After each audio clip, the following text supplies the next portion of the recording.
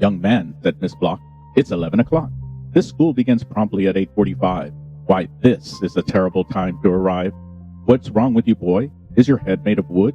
Why didn't you come just as fast as you could? What is your excuse? It had better be good. Marco looked at the clock.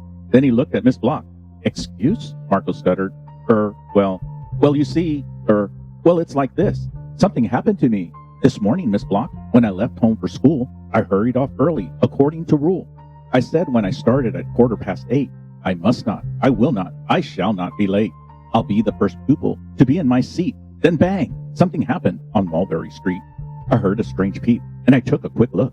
And you know what I saw with the look that I took? A bird laid an egg on my arithmetic book. I couldn't believe it, Miss Block, but it's true. I stopped and I didn't quite know what to do. I didn't dare run, and I didn't dare walk. I didn't dare yell, and I didn't dare talk. I didn't dare sneeze, and I didn't dare cough, because if I did, I would knock the egg off.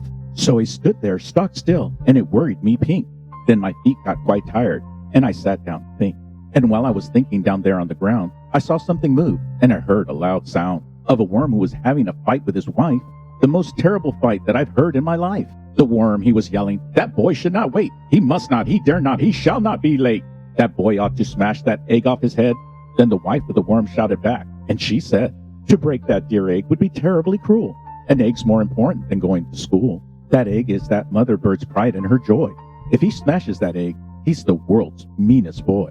And while the worms argued about what I should do, a couple big cats started arguing too. You listen to me, I heard one of them say. If this boy doesn't go on to school right away, Miss Block will be frightfully, horribly mad.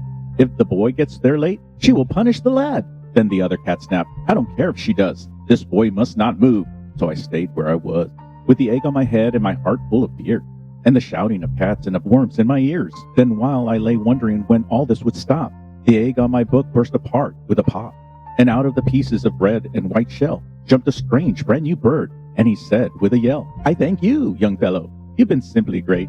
But now that I've hatched, you no longer need wait. I'm sorry, I kept you till 11 o'clock. It's really my fault. You tell that to Miss Block. I wish you good luck, and I bid you good day. That's what the bird said. Then he fluttered away. And then I got here just as fast as I could. And that's my excuse, and I think it's quite good. Miss Block didn't speak for a moment or two.